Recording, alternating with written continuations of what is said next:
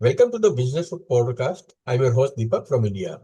We are delighted to welcome Dr. Boris Maciejovsky, Associate Professor of Management, University of California at Riverside, as our distinguished guest on today's podcast. Dr. Boris, an Austrian behavioral scientist, is the founder and managing partner of Greenleaf Analytics LLC, a behavioral management consultancy. His research centers on behavioral economics and organizational decision making. Dr. Boris earned his first doctorate in 2000 from the University of Vienna, where he studied decision biases in experimental markets under the supervision of Dr. Erich Kistler. He subsequently completed a second PhD in marketing at MIT Sloan School of Management in 2009, working with Professor Dan Ariely. Over the course of his career, he has held academic appointments at Humboldt University of Berlin, the Max Planck Institute of Economics, the London School of Economics, and Imperial College London. His scholarly work has appeared in leading journals such as Management Science, Organizational Science, Marketing Science, Strategic Management Journal, Journal of Personality and Social Psychology, and Organizational Behavior and Human Decision Processes. He has delivered a TEDx talk on leveraging loss aversion to improve eating behavior and has been recognized with the Raymond S. Nickerson Prize by the American Psychological Association and the Golden Apple Teaching Award at UC Riverside. In his current work, Dr. Boris focuses on three major themes: group decisions, learning, and knowledge transfer. Second, information aggregation in social and organizational environment. Third, bargaining and negotiation. In this episode, Dr. Boris shares key insights from his research, express how nostalgia facilitates post-acquisition target employee retention, and agenda for the future research. It's my pleasure to now welcome Dr. Boris to the conversation. Dr. Boris, we are truly honored that you have accepted our invitation and we are delighted to have you with us today. Thank you so much, Deepak, for having me. Professor, conventional wisdom treats nostalgia as a barrier to change. What inspired you to challenge this long-held view and explore it as a facilitator of organizational adaptation? So in the literature, nostalgia is typically perceived as something negative, as a maladaptive strategy, and organizations should never kind of focus back. It's kind of like, particularly in the context of change, you should not look backwards. It's kind of like not helping in change events like integrations, mergers, and acquisitions. And we found this kind of a little bit peculiar because the literature in psychology suggests that nostalgia is actually a regulatory mechanism that allows basically psychological balance that's threatened in terms of like change events, for instance, to kind of be restored. So you can imagine, for instance, that any kind of like change, like acquisitions and mergers, are very stressful for particularly target employees. There's some uncertainty, there's some kind of loss of control. And even if it's not maybe turning out as bad as anticipated, just the anticipation, the perceived threat oftentimes is enough to kind of like have this negative spiral and people kind of like disconnect, want to leave, etc. And so we thought nostalgia actually has a positive thing to bring to the table because when looking backwards, actually what happens is oftentimes you gain strength. You basically see that in the past you've overcome challenges. And so this kind of connects you to your past self. And in ideal cases, you can kind of nurture nostalgia and kind of like use it as a resource to kind of create this continuation and to kind of like embed the individual even stronger into the now maybe changed organization. And so we're not saying that nostalgia necessarily needs always to be there when there's change events. It's neither a necessary nor a sufficient condition, but under certain ideal circumstances that maybe we can discuss a little later, it turns out that there should be a probabilistic increase of retention of key talent in those situations. Professor, you describe nostalgia as a nuanced emotion with benefits like self-continuity and meaningfulness. How does this emotional architecture practically manifest during a corporate acquisition? So there are particularly four pathways that we identified that are useful in conjunction with change events and nostalgia. Those are self-continuity. So there's a sense of like connection between one's past and the future. social connectedness, so you're not in isolation. So nostalgic reverie typically occurs in social context, so you and your family, you and your coworkers. And there's kind of like a short boost in positive affect. So you feel kind of like this positive, like rather than a threat, you turn it into like an opportunity and you feel like positive, at least for a fleeting period of time. And there's meaningfulness, right? So oftentimes our identity at work centers around who am I, right? So what bring I to the table? What's my core competency? And so nostalgia kind of allows for this kind of threat of discontinuity to kind of be turned around by kind of retrieving like authentic, identity affirming kind of episodes from your past kind of organizational life and trying to kind of connect you with your coworkers, and that kind of should stabilize around this kind of like challenging period and have this kind of positive kind of boost, right?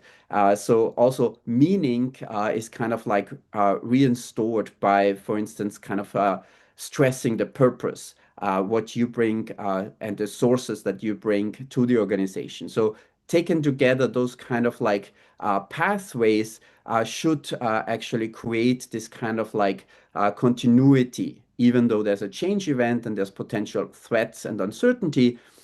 It allows you to have this kind of different pathways where you can reaffirm kind of authenticity and to kind of like have this connection. And so managers can actually harness this kind of like transition period by actually asking like where will the identity of our target employees be most challenged potentially? Where are those kind of areas of uncertainty? And how can we actually make them kind of reconnect, both in terms of their past selves and their kind of like work meaningfulness from the past and kind of transitioning to the future, but also like embedded with their teams, their co-workers, and potentially the cross-functional teams or cross-area teams with the acquirer side. Dr. Boris, in what ways can leaders ethically and strategically use nostalgia not as a manipulation, but as a form of emotional stewardship to maintain trust and engagement post-acquisition? So there are a couple of ways in which you can kind of harness nostalgia specifically, right? So it's all about identity, restoring identity, preserving identity, and the relationships. So it's kind of like both on the individual level, you kind of try to create this continuity from the past to the future, but also you embed yourself in the social context of the organization. So how can you do that? We're thinking of like three ways in which you can do it. First, with like symbols, continuation symbols, like retaining names of products, of processes, logos, certain kind of spaces that are dedicated for certain kind of things, heritage, tradition, right? Those are all kind of strategic kind of like symbols that you can kind of use from the leadership side. Second, you can create kind of like traditions and historical narratives that kind of tell a story about yourself in the organization. What are key celebrations? What are key milestones? And kind of like make those explicit and kind of see how you can kind of like move them forward. And third, oftentimes, mission statements tend to be important when there's mergers and acquisitions, right? Because you try to find an angle and you try to find like a connection. And oftentimes, those change events don't occur out of the blue. They have like a strategic purpose, right? So there's an opportunity to kind of align those mission statements and to kind of like see genuine overlap, strategic overlap. And so, it's kind of like important for the target employees to kind of see themselves reflected in those three categories, right? Continuation symbols, historical narratives, and this kind of alignment of the mission of the changed organization. And so what you want to have is rather than we need to change X because of Y, we want to focus it the other way around. We want to say, here is we're keeping X because of Y. We have continuation of X because of what you bring to the table in terms of Y. So this is really important.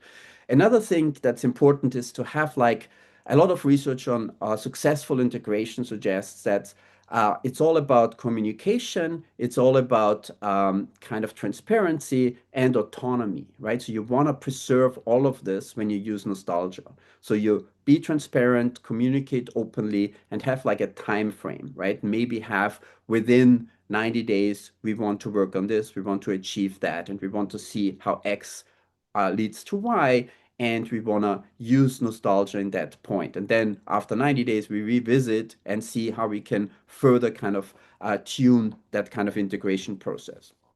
From social psychology, of course, we also know that whenever two groups kind of like come together or kind of like are in competition or in kind of like a situation where there's kind of contrast between them, we have this tendency of like this in-group, out-group biases, right? So we see us versus them. And it's, of course, particularly strong, this kind of effect, if you feel this loss of control, right? So if there's an acquisition and you're the target employee, or if there's a change event, then chances are that you see this contrast, right? Even more so. You see us versus them, and this is an unfavorable comparison often. And so, what you want to reframe it is not like we need to change X because of Y, because this makes the inference kind of clear that we have to change because of them, right? You want to do the opposite. You want to say we keep X because of Y, and this kind of internalizes, oh, X is because of us, what we bring to the table. So this is really important. So to kind of have nostalgia in conjunction with other psychological principles like in-group, out-group biases, and with traditional strategy research that shows communication, loyalty, and autonomy are important.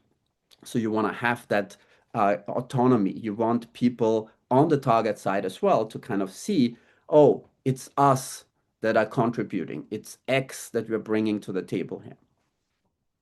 Professor, most models of organizational change focus on overcoming employee resistance.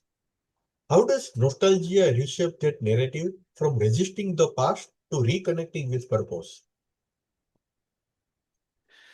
That's really an important kind of like implementation challenge, right? So oftentimes nostalgia is perceived as negative, it's counterproductive, it's kind of like things that were in the past that are no longer there. You have this kind of like contrast.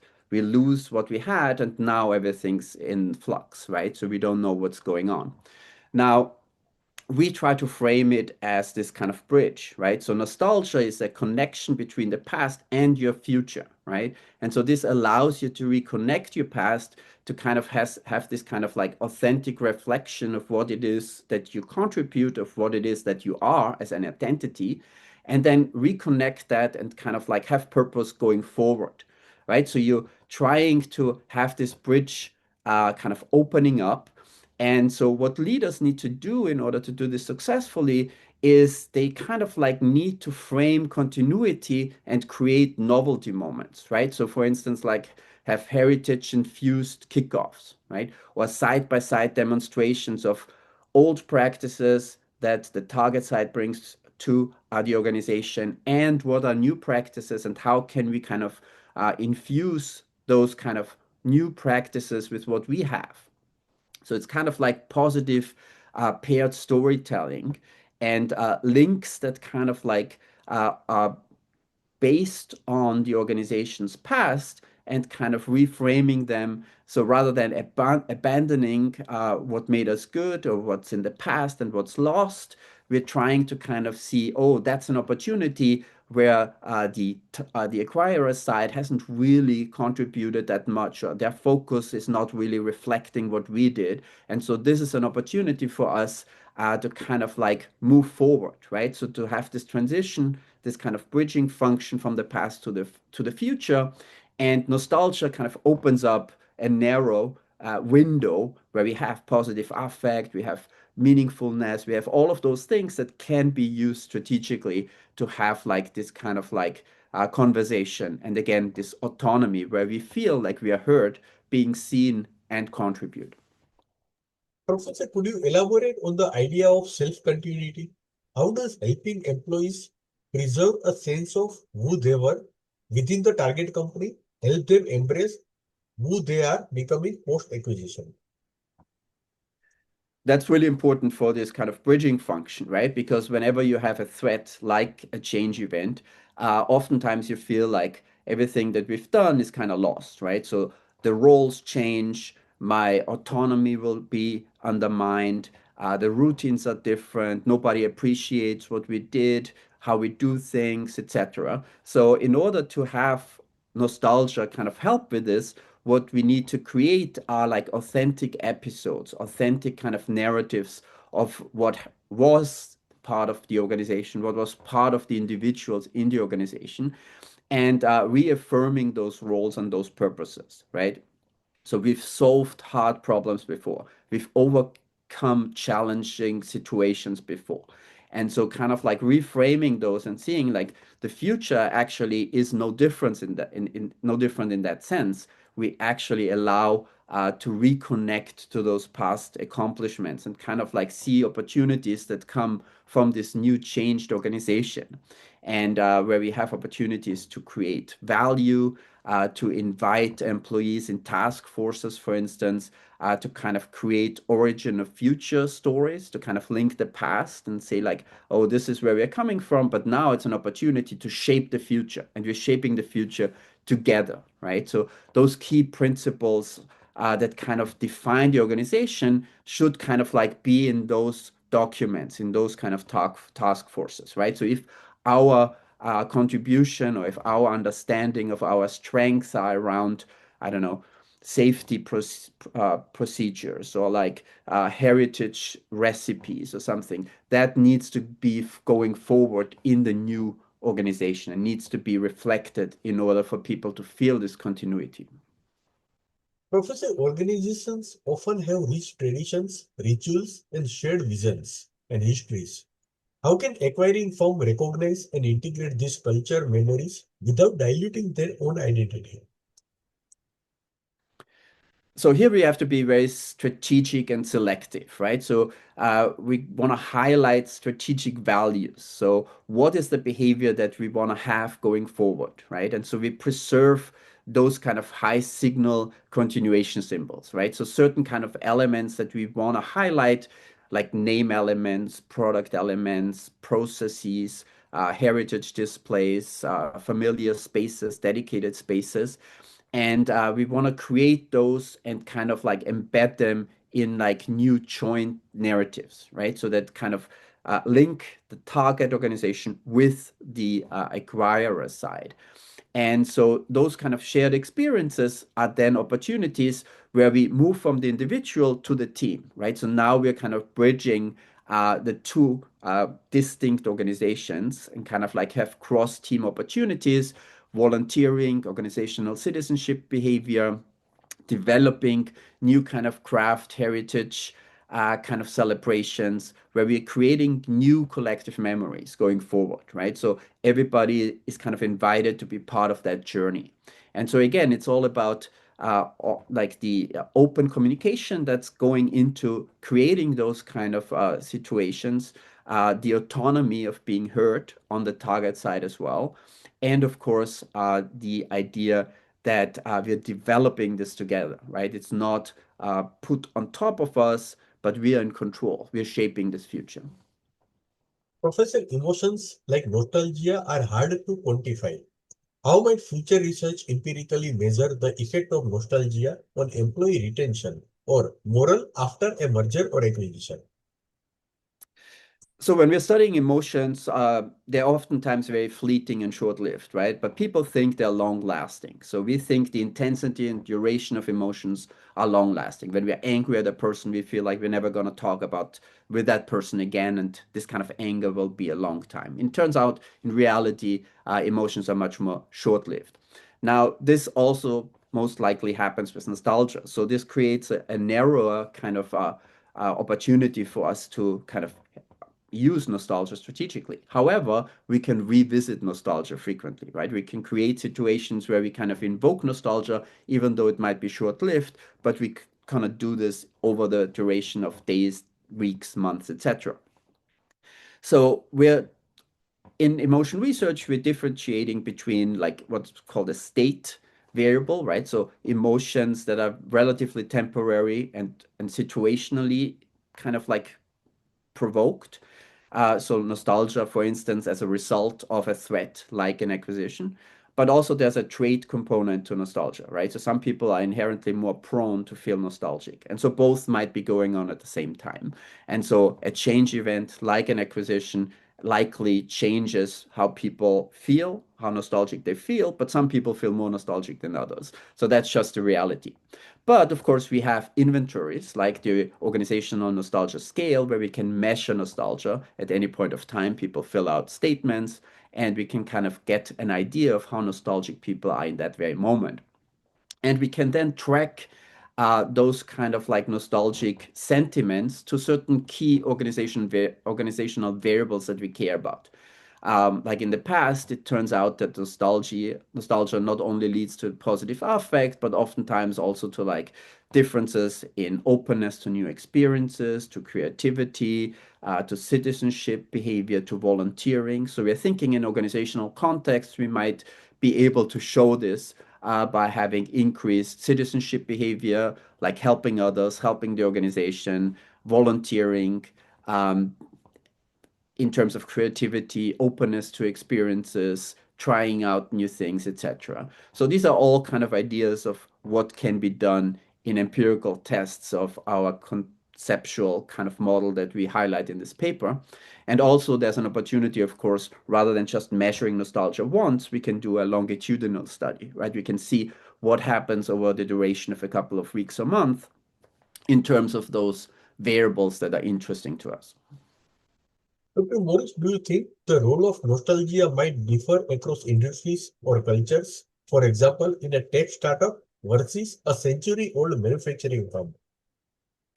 Absolutely, right? So we're thinking like the purpose, first of all, is really important, right? So some kind of like change events are driven by what we call capability seeking or acqui-hires, right? So companies oftentimes in the tech situation or in the tech domain get acquired for the workforce, right? The talent that is inherent in that organization, right? And so the last thing you want to do is to kind of like lose that talent, right? And oftentimes the most talented employees turns out are also the ones that have the most outside options, right? So when they feel that they have less autonomy, that they are losing control of their workplace, of what they kind of contribute, they might seek competing employment opportunities, right? So in those cases, nostalgia is particularly important, we feel, because nostalgia has this opportunity to kind of create a sense of continuity for people and to feel a sense of like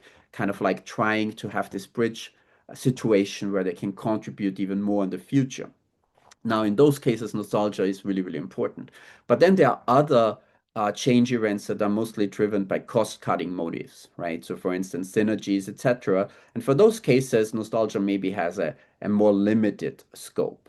And then, of course, there's cultural differences, right? So some cultures are maybe much more attuned to the idea of heritage, tradition, and the importance of like the past than other cultures that are more like dynamic, short-lived, and where the modern and the change is more important, right? So nostalgia might be kind of differentially important in those contexts. Professor, how should leader tailor nostalgia for acquired versus acquiring employees? So when you're thinking about those things, oftentimes it's important to have like a situation where you realize that on the target side, people respond differently from the acquiring side. So on the target side, you often feel like there's resistance, right? There's this threat, maybe changes are there. So here, what you might want to do is to create an opportunity to see what kind of coping strategies people are actually using. And it turns out that on the target side, oftentimes what we find is that people react to what we call escape coping, right? So trying to kind of feel other opportunities, see what else can be done. So here it's really, really important for the leadership and the organizations to kind of create role clarity, to kind of like affirm kind of the importance of what people bring to the table. Whereas on the acquirer side, we typically don't see those kind of behaviors, and people are engaging more in what's called control coping, where they feel like they're already part of the organization and they actually have a big impact on what's going forward. In terms of implementing uh, concrete strategies to do that, one idea would be to kind of like hold like a nostalgia audit, right? So you can ask employees, for instance, to list all kind of continuation symbols, draft kind of short narratives of like what happened in the past, what are key milestones, organizational achievements, celebrations, and then have teams work on those lists and kind of like involve also management and leaders, and then ideally have the first kind of step where you have collaboration between target employees and also acquirer employees, right? So you have this kind of exchange, open communication, and it's kind of like an iterative process where people working on shaping those kind of future agendas together. And ideally, there's then a carryover and a shaping of this new organizational reality. Professor, what is a one-page nostalgia playbook for day 1 to 90? So a very short kind of way to kind of like implement nostalgia strategically would be like to do an audit, like I just laid out, right? You start with like writing down everything that's kind of important and have people kind of honestly work on it in teams. But first of all, it's really important to have like this identity reflection stage, right? So we talked about identity as like an individual driver. So you want to understand the narratives that individual employees bring to the table. And for the first 30 days, kind of like focus on those continuation symbols, narratives, mission alignment, etc., where we're focusing on individuals and how they see themselves and their continuation in the organization.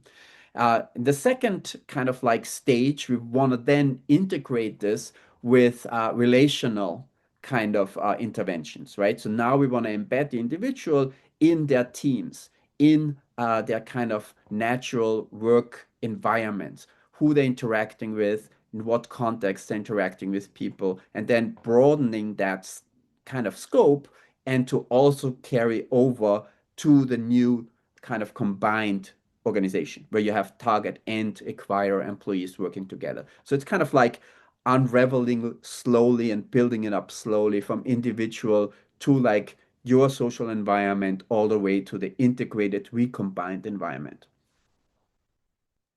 Professor, what practical advice would you give HR managers or leaders who want to harness nostalgia positively during major transitions, getting trapped in romanticizing the past?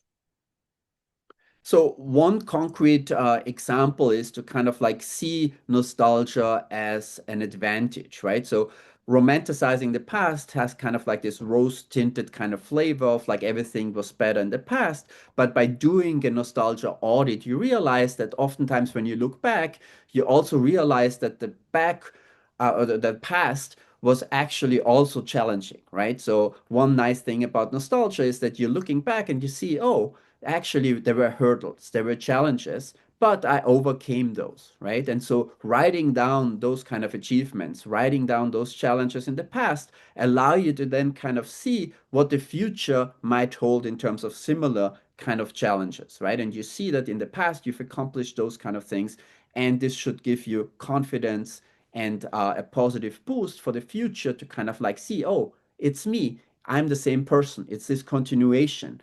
The past was challenging. I overcame the past. The future is challenging, and I will basically be on top of things again. It's still my identity. You have this kind of like narration of like authenticity and the same kind of identity that's going forward. And I think leadership's role is to kind of like lay that out, make that insight kind of like obvious to people. Professor Boris, I would like to conclude this episode with one last question. Your paper proposes an agenda for future research. What are the next big questions or interdisciplinary approaches you hope scholars will explore around nostalgia and organizational change? So we're working on an empirical test of what we laid out in this conceptual paper, right? So we are measuring nostalgia. We're recruiting real employees at the moment, and we're measuring how nostalgic they feel, and we're contrasting target employees and acquirer side employees, right? So we have this duality of like different contexts, or the same situation perceived from two different angles. And what we tend to see is like indeed there's more nostalgia kind of invoked on the on the target side than on the acquirer side. So people who feel like there's uncertainty, there's threat, indeed feel more nostalgic, right? And we want to see whether this nostalgia that's naturally occurring in those environments is actually creating those positive downstream effects in terms of like organizational citizenship behavior, in terms of like having this opportunity to kind of like reconnect their past and kind of shaping the future. We also want to contrast the findings in terms of seeing like as a one-shot situation, how is it at the very moment? So measuring just nostalgia now and seeing what occurs and what correlates with those kind of sentiments. And then also want to branch out to a more longitudinal study and see how nostalgia naturally evolves, right? So how short or long-lived are the emotions of nostalgia? What are the concrete downstream consequences as they unfold, if any? And finally, we want to see what are the boundary conditions, right? So when is nostalgia most likely to have positive downstream effects? When are those effects likely not occurring? And what can we then learn in terms of like the underlying model that we laid out? Thank you, Professor Boris, for this fascinating conversation and for shedding light on the powerful role of nostalgia in organizational life. Your research reminds us that emotions, often seen as obstacles to change, can actually be vital tools for resilience, continuity, and connection, especially during times of transformation. It's been a pleasure exploring how nostalgia can be reimagined as a strategic resource for post-acquisition success. We look forward to seeing how future research builds on this compelling framework. Thank you once again, Dr. Boris, for joining us and sharing your insights with us. Thank you so much. It was a pleasure. Thank you so much.